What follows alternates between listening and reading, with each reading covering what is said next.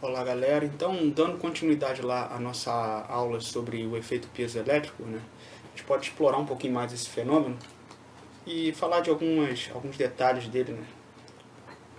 Enfim, a gente tinha visto essa estrutura aqui, que é a estrutura do quartzo, né. Então, isso aqui é uma forma de observar ela, né. Ela está aqui, vamos dizer assim, cortada de modo, né, que eu consiga ver essas formas geométricas aqui que se repetem, né? E a gente pegou uma forma geométrica dessa aqui, né, para analisar na última aula, e a gente analisou e chegou a uma explicação física, né, qualitativa do que acontecia, né? A gente analisou, reproduziu aqui esse modelo, né, com cargas, como se tivéssemos apenas as cargas, né? No modelo não precisamos considerar os átomos, né? E aí chegamos nesse modelo aqui de dipolo, né, quando a gente pressiona. E aí eu havia dito que, havendo um dipolo, eu tenho uma diferença de potencial, se eu pegar duas regiões do espaço a uma certa distância desse dipolo.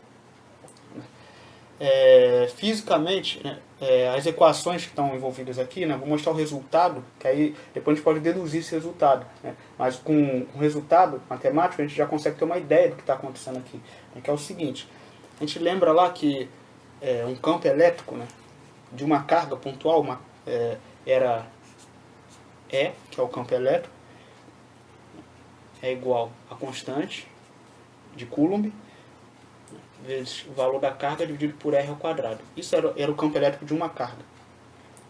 Se eu tenho um dipolo, ele também gera um campo elétrico. E o campo elétrico de um dipolo é igual a 2K vezes o valor desse dipolo. E o dipolo ele pode ser representado como vetor. Aqui a gente vê que ele tem uma direção, um sentido e um módulo, né? Então isso aqui pode ser representado como vetor, né, dividido por R ao cubo. Esse é o valor do campo elétrico de um dipolo.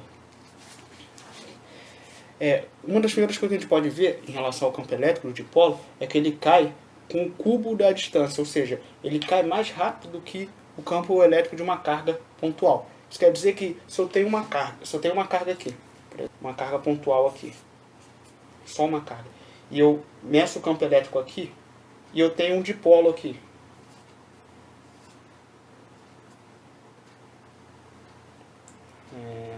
fazer aqui, eu meço o campo aqui, a intensidade desse valor, esse aqui vai ser muito menor do que esse. E qual menor? Em proporção à distância, né, que cai ao cubo, né, e aqui ela cai ao quadrado. Então, isso que quer dizer essas equações. Quer dizer que quando eu tenho um dipolo, conforme eu vou me distanciando, né, o campo ele vai caindo mais rápido no caso do dipolo, né. É como se as duas cargas, né, o campo delas fosse se anulando no espaço, né. Então, e por elas não estarem na mesma posição, que não é zero em todos os espaços. Essa diferença de posição que faz com que exista algum campo diferente de zero. Mas, pelo fato de terem sinais opostos, né, a superposição desses valores faz com que esse campo caia mais rapidamente conforme me afasto do que quando eu tenho uma única carga, né, de um único sinal. Aqui no caso, vou ter uma carga positiva, mas poderia ser uma carga negativa, né?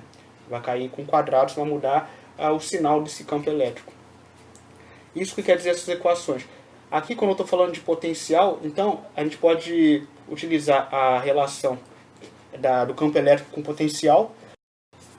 A gente pode encontrar a relação dele com o campo elétrico a partir dessa relação aqui, ó. dV dr. Essa expressão quer dizer que se eu tenho uma carga aqui, né, e eu tenho aqui o campo, vou fazer a linha de campo aqui dela. Conforme eu me aproximo dessa carga, ou seja, eu tenho um deslocamento aqui, conforme eu me aproximo em direção a essa carga, né, e se eu considerar aqui potencial zero, por exemplo, né, eu posso considerar o potencial zero em qualquer ponto do espaço. Se eu considerar que o potencial zero está exatamente em cima dessa carga, conforme eu me aproximo dela, a diferença de potencial fica menor. E por isso tem esse sinal negativo aqui. E conforme eu me distancio, a diferença de potencial fica maior, né? Em contrapartida, o campo elétrico, a intensidade, né, desse campo fica menor, como a gente viu lá na expressão, cai com quadrado de distância. Essa expressão quer dizer isso qualitativamente, né? Se for uma carga negativa, vai mudar o sinal só das linhas de campo, né? O valor da diferença de potencial ela depende da distância que eu tenho em relação à carga, né? E como esse campo cai, depende da quantidade de carga. Enfim, utilizando essa expressão, aplicando lá no valor do campo, né, eu vou ter uma integral, enfim, resolvendo aquilo, eu consigo chegar no potencial, no caso de uma carga e no caso de um dipolo, né? Então, se eu tenho uma carga, o potencial de uma única carga é esse. Isso vem da integração lá do campo elétrico de uma carga. E se eu tenho um dipolo, né, integrando lá aquele campo elétrico, eu vou ter aqui sobre R ao quadrado. Então, tendo um dipolo, como a gente viu lá, né, a partir do dipolo, a gente consegue ter um potencial associado a um determinado ponto do espaço. Então, se eu tenho um dipolo aqui, né,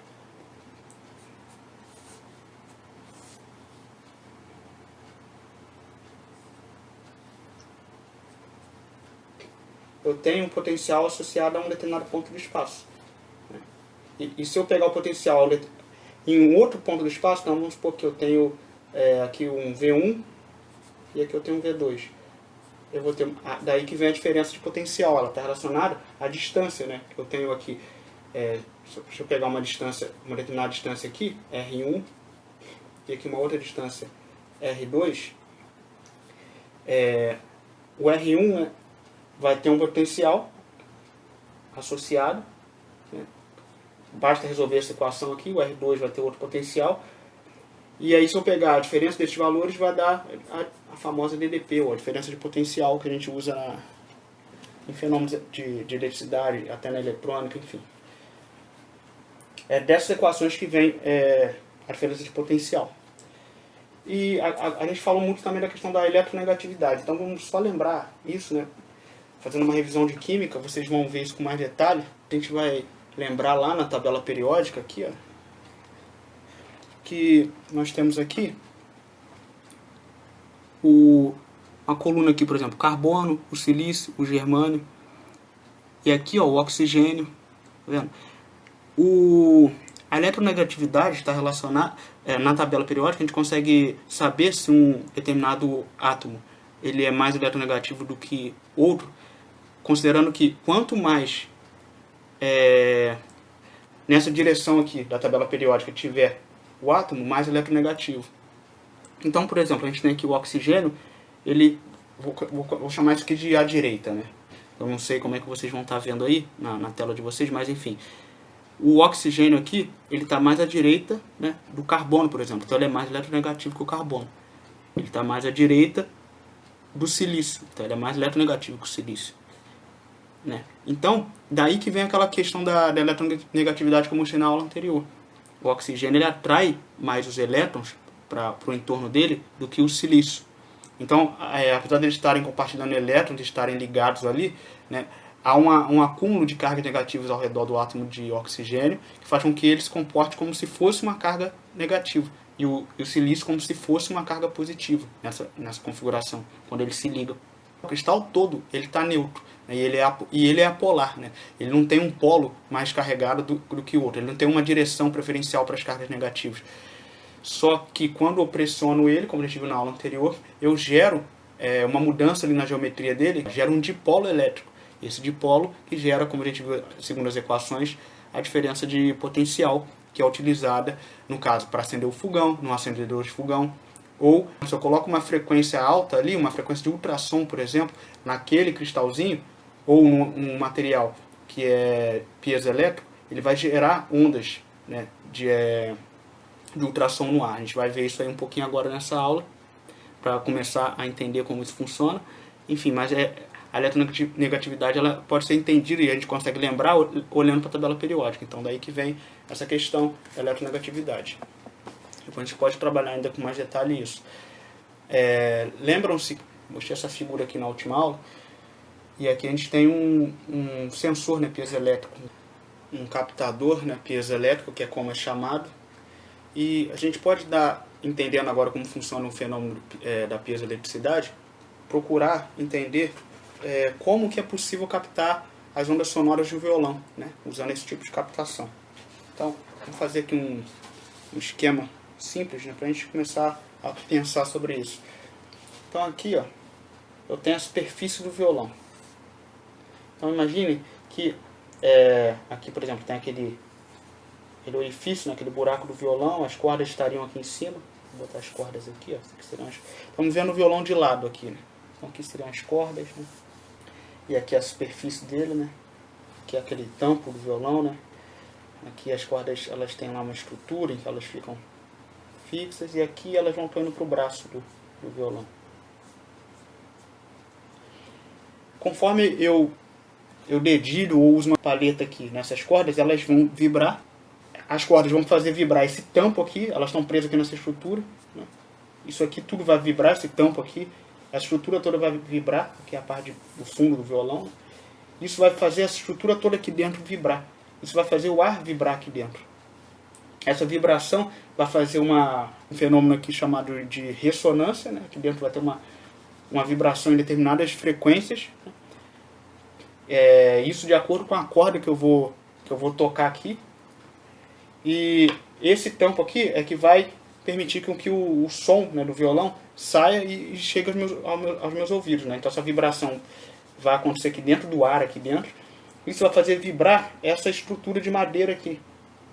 A estrutura de madeira vai vibrar na mesma frequência da corda que eu estou tocando.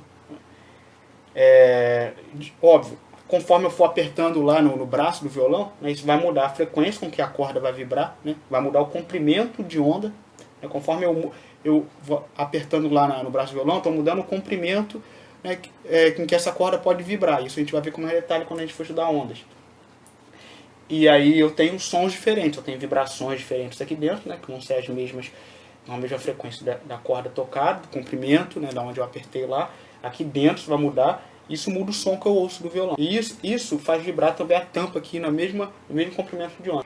Se eu coloco um sensor piezoelétrico aqui, eu vou desenhar um quadradinho aqui, né, ele pode ser redondinho, mas eu estou olhando ele de lado aqui, né, de cima a gente viu que ele é redondinho. Aí tem os fios aqui, enfim. Conforme isso aqui vibra, isso faz uma pressão, exerce uma pressão em cima desse peso elétrico, né? E essa pressão varia, né, conforme a vibração ocorre aqui dentro. A variação dessa pressão faz com que a diferença de potencial que vai sair aqui vai variar também, né, como a gente viu lá. Conforme eu pressiono isso, eu faço mudar, né, a geometria do quartzo, por exemplo, que a gente viu no caso do quartzo, né? A gente tinha visto esse desenho aqui, né, lá na primeira aula. Conforme eu mudo essa geometria, eu gero uma diferença de potencial maior, porque eu aumento a distância aqui, né? E a fórmula, né, a expressão matemática do dipolo elétrico é essa daqui, ó. Vou escrever aqui para vocês. P é igual a Q, ou módulo de Q vezes D. Essa expressão aqui, ela depende da distância. Então, conforme eu aumento essa distância, né, para a mesma carga, então tem um valor de carga aqui, que é o mesmo valor com sinal oposto à carga que eu teria aqui, né? Conforme eu aumento essa distância, eu aumento esse momento de dipolo, né? E aumentando esse momento de dipolo, a gente viu na outra expressão aqui, em matemática, aumentando o valor desse momento de dipolo, com uma mesma distância, assumindo que eu estou numa mesma distância, eu aumento o potencial nessa distância, né? Isso eu parto de que o potencial zero é aqui, né? E eu estou na mesma distância. Se estou aumentando o potencial num determinado ponto, eu estou aumentando a diferença de potencial daquele ponto em relação ao meu referencial zero, né? Então, quando eu faço isso, né, conforme eu vou fazendo a distância variar, eu estou variando a diferença de potencial. E essa variação de diferença de potencial, eu tenho fios aqui, elas vão... Tem um conector aqui, né? Aquele conector, enfim, isso é ligado num amplificador de som. Tem lá um alto-falante, enfim. Isso é ligado aqui, né? Ele está ligado na tomada. Esse aqui não está gerando energia o suficiente para sair o som. Isso aqui vai ligado numa tomada. Na residência de vocês, enfim. Aí o amplificador ele faz esse trabalho de pegar essas variações elétricas que tem aqui, de diferente potencial, e utilizando a energia, né, da casa de vocês que está na tomada, enfim, ele consegue aumentar essa diferença de potencial, amplificar isso de modo que isso vai gerar uma vibração aqui na caixa de som muito mais forte do que aquela que o violão está gerando. Por isso que o violão, quando ele não está ligado no amplificador, ele tem um determinado volume, vamos dizer assim, um volume sonoro. A gente ouve com um determinado volume, né?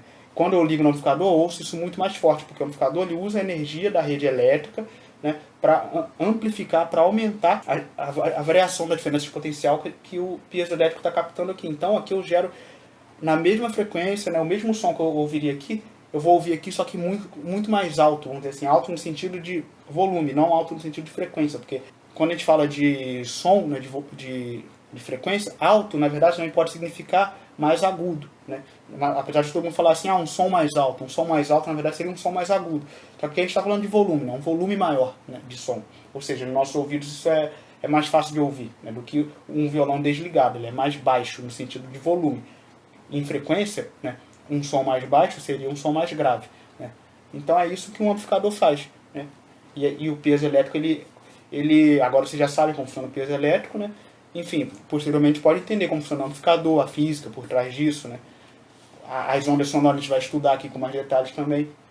Mas enfim, a gente partiu lá do acendedor de fogão e conseguimos entender, por ser a mesma física, como que um captador de som de violão, né, ele capta o som e isso pode ser amplificado, né? Então, isso é o interessante da física, né? Entendendo os fenômenos físicos, a gente consegue entender como ele é aplicado em uma variedade de tecnologias diferentes. Então essa aula basicamente é isso, né? A gente deu uma continuidade a essa explicação do piezoelétrico, né? Vimos como que funciona, né? Se vocês, botando aí nos comentários, quiserem que eu prossiga, né, aprofundando no fenômeno piezoelétrico, ou tiverem dúvidas, podem escrever nos comentários suas dúvidas, eu comento, eu respondo também, ou nos próprios comentários, ou dependendo da dúvida, eu posso fazer até um vídeo sobre isso, respondendo, explicando com maiores detalhes. Mas enfim, a gente vai voltar em certos fenômenos, em certos conceitos físicos, porque a física ela não é muito melhor entendida se a gente pegar ela de uma maneira transversal, assim, a gente está falando aqui de ondas, está falando de efeito piezoelétrico, a gente falou de eletricidade, enfim, assim a gente vê que na verdade os conceitos não estão isolados, né? E a gente até teve uma passagem pela química, ou seja, a ciência ela não é vista de uma maneira isolada, né? Porque a natureza ela não tem fenômenos isolados, está tudo relacionado, então a proposta é essa, a proposta é a gente estudar os fenômenos físicos, né, de uma maneira como realmente é, ou mais próximo de como realmente acontece na natureza e como a ciência realmente funciona, né, de uma maneira integrada, está tudo relacionado, né, não existe essa separação que a gente fala, é para fins didáticos, mas isso não existe na ciência como ela é feita na pesquisa. O pesquisador, quando ele estuda um fenômeno físico, ele estuda esse fenômeno físico, ele pode ser usado em várias tecnologias, né, ele não está estudando para aplicar em uma tecnologia necessariamente. Pode fazer isso, mas não é obrigatório que isso aconteça. Então é isso, gente. Comentem aí o que vocês acharam, né? Deixem suas dúvidas. Vou deixar o link das minhas outras redes sociais aqui também na descrição. Me sigam lá, que eu vou estar postando material, postando atualizações, enfim. É isso, a gente se vê na próxima aula. Obrigado.